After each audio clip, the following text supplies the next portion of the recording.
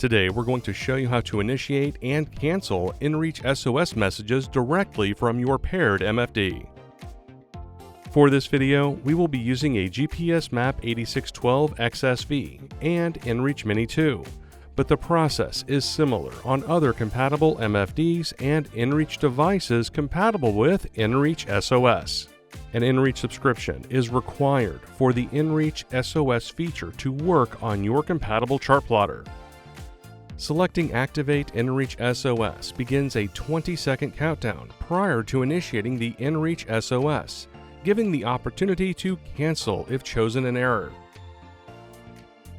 When inReach SOS is initiated, this will automatically switch to the conversation page as you wait for a reply from the Garmin response team. SOS status updates will be highlighted in red at the bottom of the page. The conversation will be pinned once communication has been established with the response team. It will appear in red at the top of the conversation page. Select Start Conversation to communicate. Select View Conversation to access the multiple conversation options. Select Send Vessel Data to send the vessel data to the Garmin response team.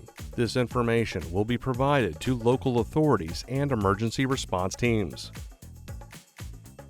Select View Message to view the message that was sent and to view larger messages.